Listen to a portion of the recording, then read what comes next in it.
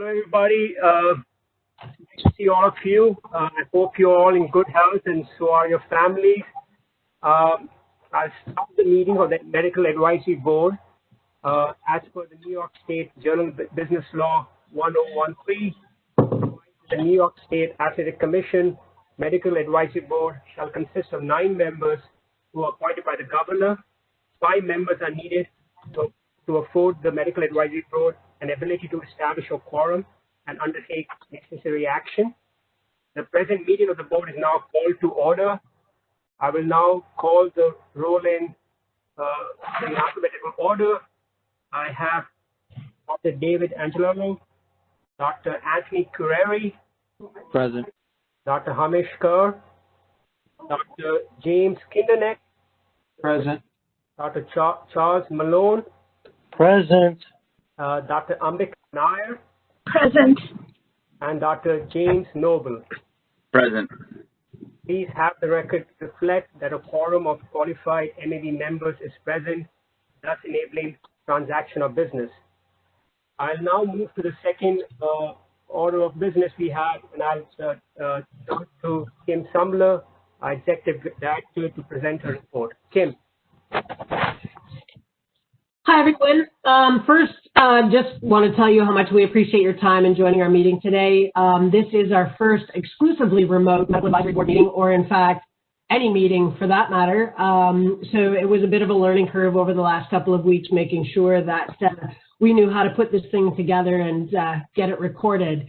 So we're hoping that you guys enjoyed your Thanksgiving and wanted to let you know that we are celebrating our centennial year.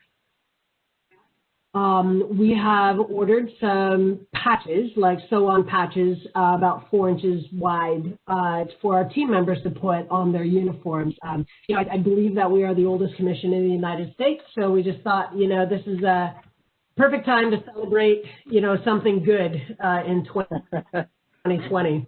Yeah. So, obviously, it's been quite an exciting. We haven't received the patches yet, but we're hoping to get them in the next couple of weeks. So we'll make sure that we save one for you folks. Obviously it's been an exceptional year for not just our commission, but for the industry in general. We regulated only 3 events in 2020. Between the month of January through March.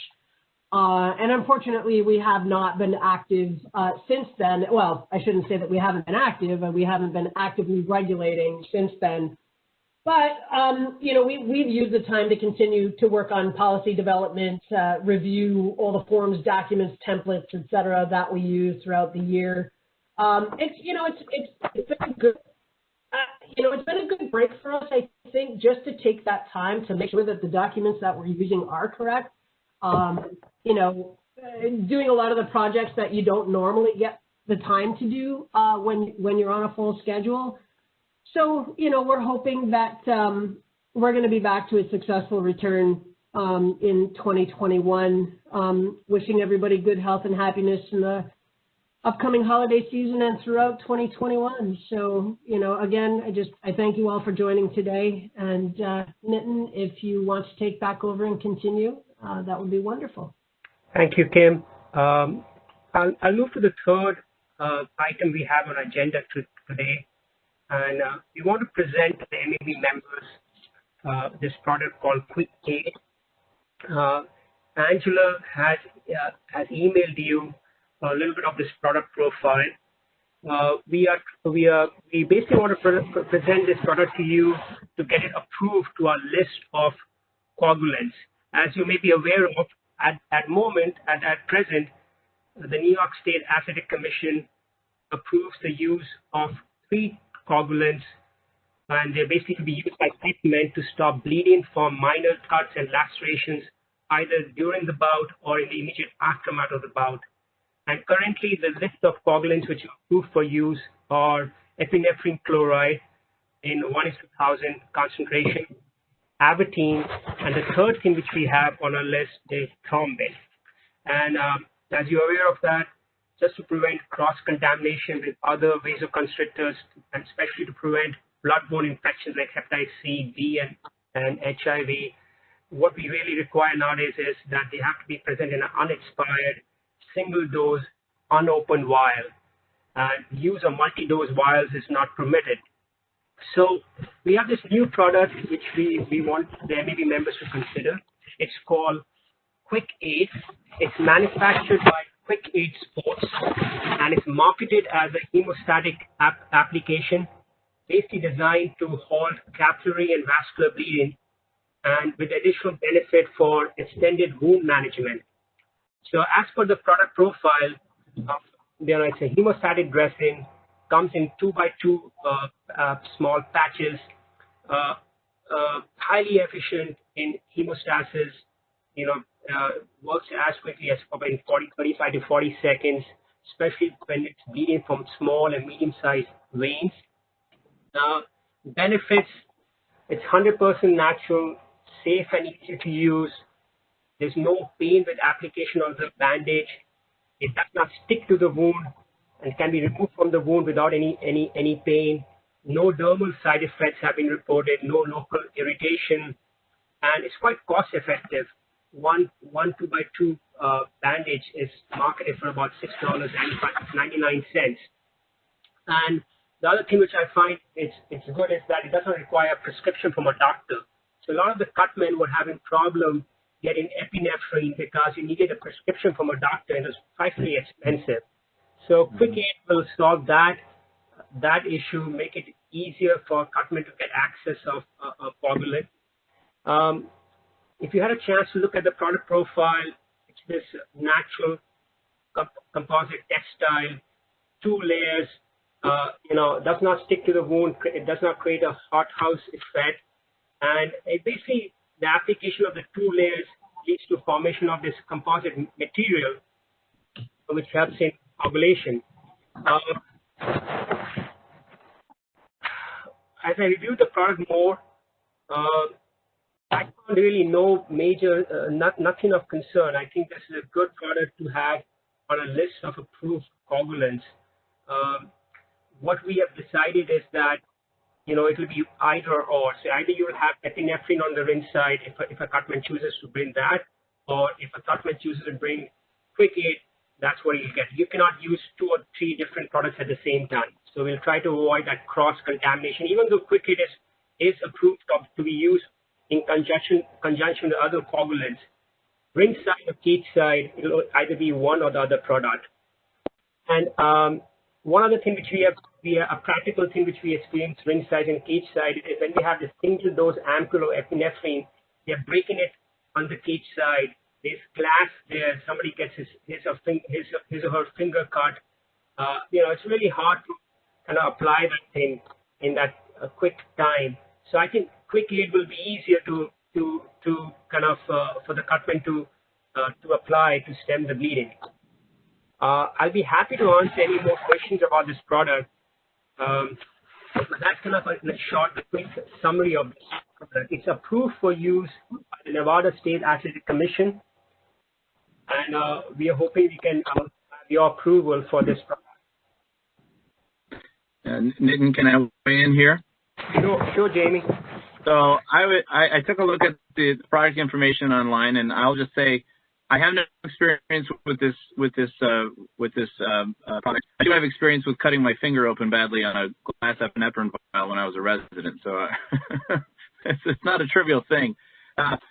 I guess my thoughts are, number one, I looked at what its regulatory basis is, and as far as I can tell, this is not a regulated substance.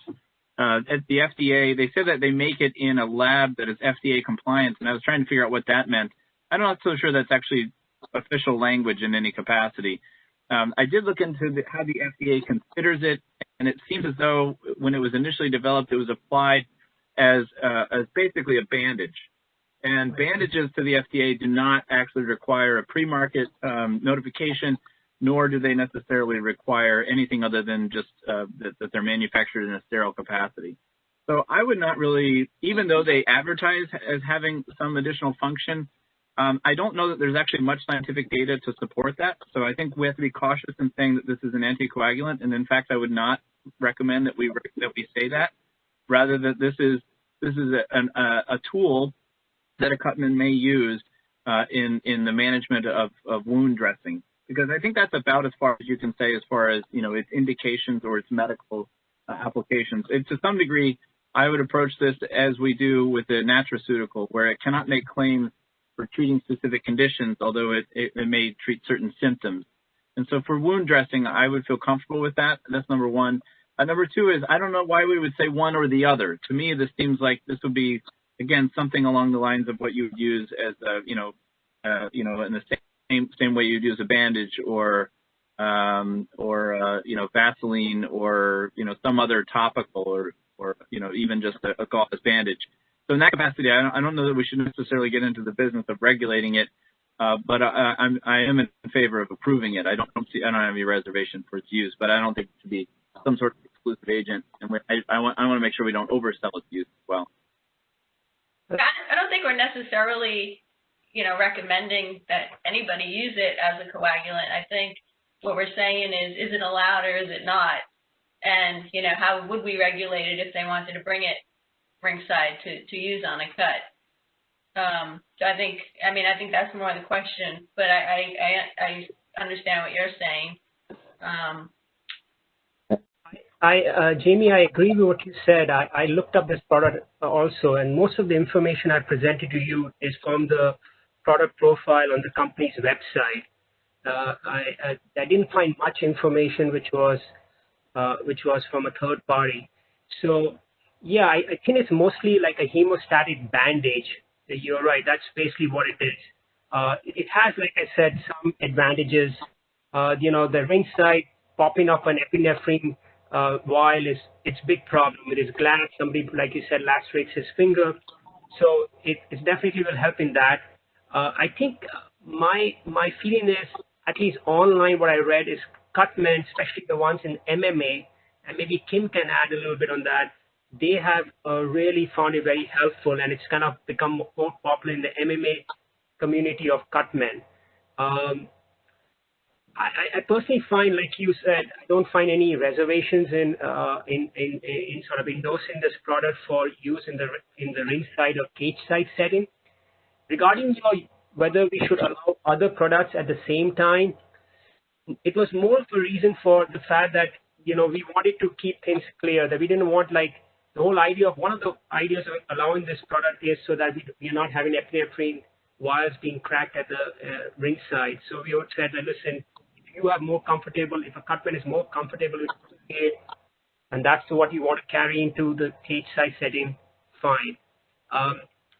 So that was the reason why we kind of said, either one or the other product.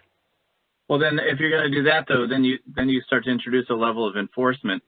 Who's going to be the person saying you have two things in your bag, therefore you're out of the fight? I think it's a slippery slope you start introducing there. I think if you're interested in eliminating or reducing the risk of glass-related injuries, then that's a specific, and different target rather than it being tied to something like this. So right now, the way this is enforced is we have the inspectors who will check what the cutman has in his or her bag. And the reason why that also came about was a lot of times they had multi-dose vials. Some of them were already open, Jamie. There was always a risk of cross-contamination. They were dipping a syringe inside that, pulling it out, using multiple combatants in the same card. So now Kim, Matt, and Ed made it sort of like that the inspector signed, make sure that what product is there, it's unopened, it's not expired, and it's a single dose vial. So that's kind of the way we're enforcing it. If I can just interject, we discussed a little bit today, and we thought it would be wise, prudent to suggest that the cut person can use one product on each individual cut in the event that there's more than one, especially if the cutman only has one bandage. And they're going to need to use or, need to have another option. So we're sort of limiting the use of one product to one cut. There's no cross-contamination or potentially, doctored up or unfair advantage to somebody. I guess the other thing that's kind of coming as a bit of a surprise is that there are, you know, non-physicians delivering epinephrine at the ringside. I mean, that seems to be. I mean, Well, it's topical. It's topical, so it's yeah, allowed. it's a 1 in 1,000 topical solution. So they put in a little bit of a gauze piece and just tape the gauze and put it right in the laceration. And so, you know, it has to be, at times they are having a specialty pharmacy make it for them. Just to save on the money, they were using a multi-dose vial, you know, like, and so there was a little bit, there was some difficulty Cutman were experiencing getting hold of epinephrine as a single dose vial. So I think having this on the list, the options they have will be helpful for them. Just gives them another way of managing cuts and lacerations. Then it's Anthony Carreri. I agree that I looked it up myself, and I really you can't say this is not an FDA approved medication at any time. So while I think it might be useful, I agree that I don't think it should preclude that you can use anything else. To me, it is like a fancy Band-Aid of some kind, and I don't see why you're excluding somebody from using epinephrine. I get it. Maybe you want to try to get rid of the epi because of the ampules, but I'm not sure that that's going to happen because it's been used forever and it works. And I don't see why you need to exclude another product at the same time.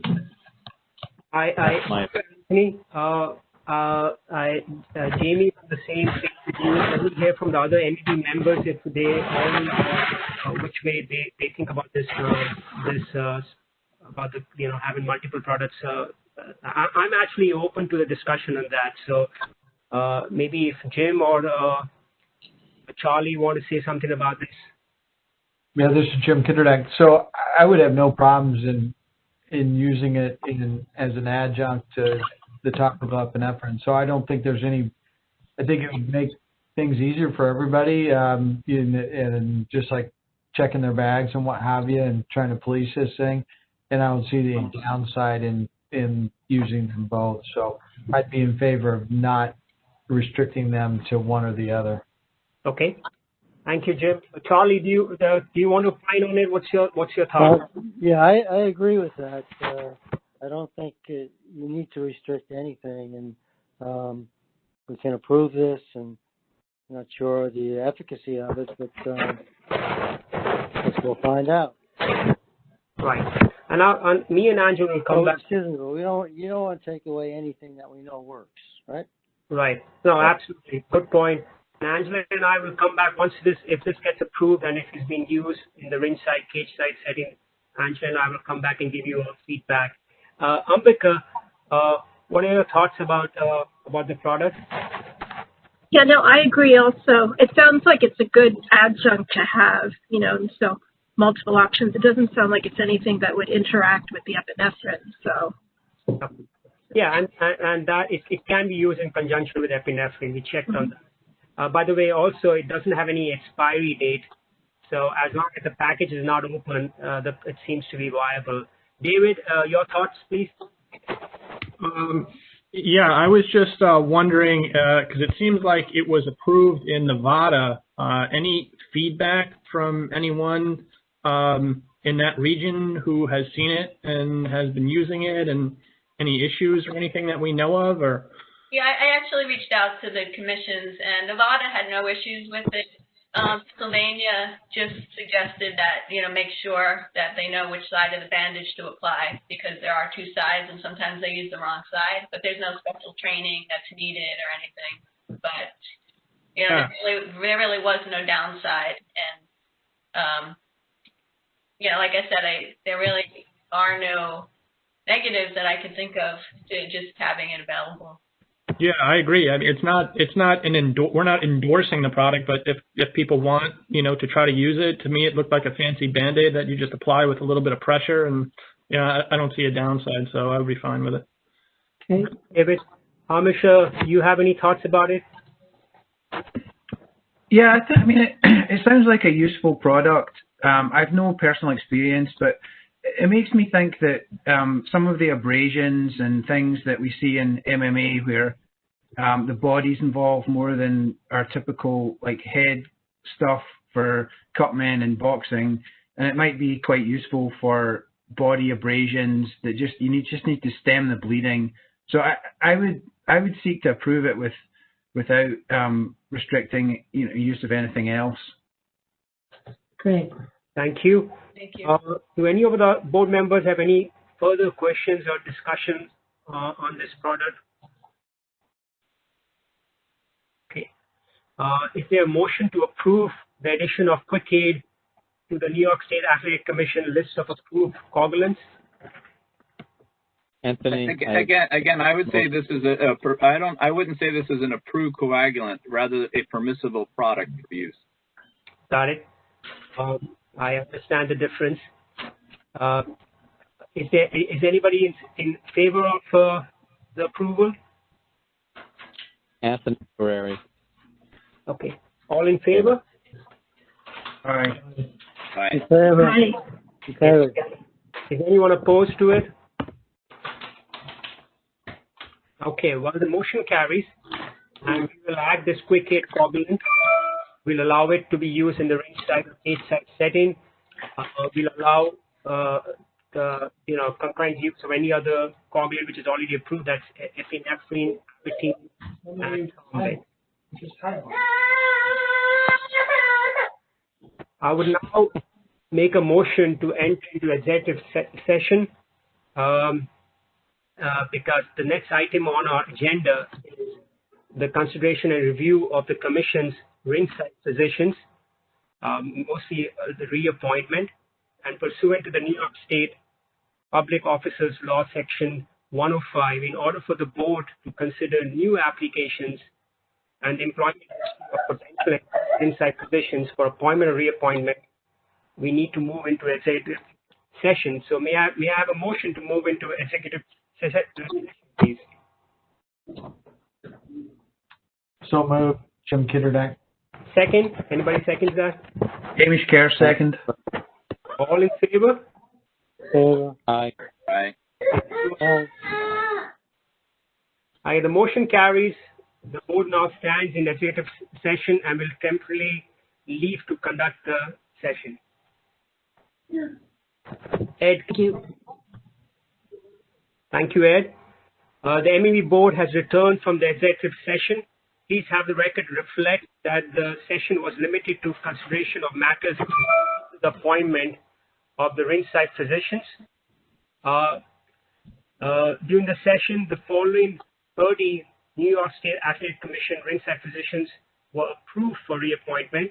I'll read their names: Amaduri, Dr. Morris, Dr. Arroyo, Dr. Beatty, Dr. Botfield, Dr. Brown with the E, Dr. Seuss, Dr. Chang, Dr. Everly, Dr. Lajoie, Dr. Goldwasser, Dr. Lomas, Dr. Guerrero, Dr. Kaplan, Dr. Katz, Dr. Kabi, Dr. King, Dr. Lenihan, Dr. Mirabelli, Dr. Muzi, Dr. Neidecker, Dr. Pulaski, Dr. Rokowitz, Dr. Sabini, Dr. Sadler, Dr. Strauss, Dr. Warlata, Dr. Wright, and Dr. Walken.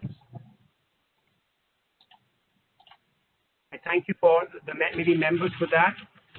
And the next item on our agenda is basically for the MEB members. Do you have anything which you would like us to consider for discussion?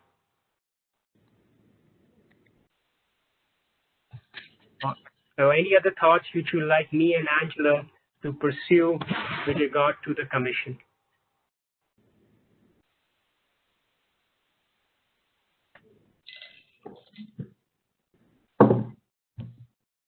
Okay, thank you. There's no old business from the prior MEB meeting dated September 25th, 2019.